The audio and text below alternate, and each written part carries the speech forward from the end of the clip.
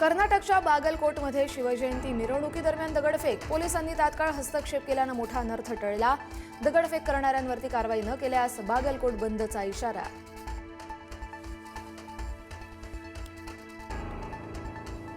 कोल्हापुरात शिवजयंतीला तरुणांची हुल्लडबाजी, दुचाकींचे सायलेन्सर काढून कर्णकर्कश आवाजात हैदोस। दुचाकी पेटवून थेट पंचगंगा नदीत फेकली। हुल्लडबाजीतून एका तरुणावरही हल्ला।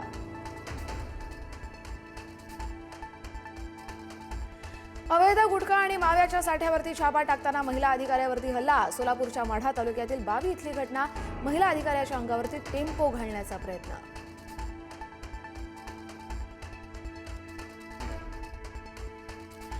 पुण्याच्या इंदापुरातील भिगवणची तरुणी मध्यरात्री पोलिसांसमोर हजर। स्वतःच्या इच्छेने निघून गेल्याचा तरुणीचा जबाब। 50 तासांनंतर तरुणी आणि तरुण स्वतःहून पोलिसांसमोर झाले हजर।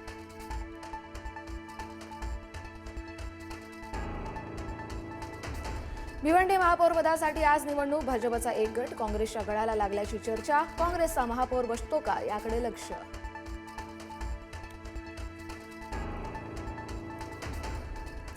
वांद्र्यातील रंगशारदा सभागृहात आज मनसेची महत्त्वपूर्ण बैठक। थोड्याच वेळात बैठकीचं आयोजन।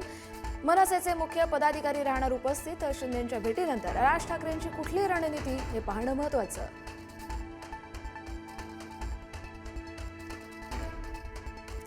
अजित पवार यांच्या विमान अपघाताचा प्राथमिक अहवाल 6 दिवसात सादर होणार। विमान वाहतूक मंत्रालयाची माहिती। दोन्ही फ्लाईट रेकॉर्डरमधील माहिती यशस्वीपणे रेकॉर्ड।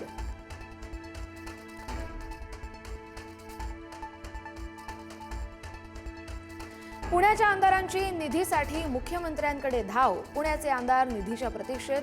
अजित पवार यांच्या निधनानंतर अर्थ खात्यानं आमदारांचा निधी अडवला।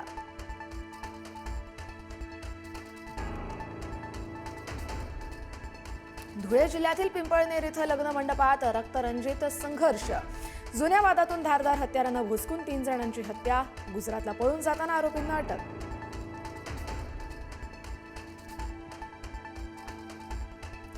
रथोत्सवात महिला भाविकांमध्ये फ्री स्टाईल हाणामारी। हिंगोलीच्या औंढा नागनाथ मधील रथोत्सवामधला प्रकार।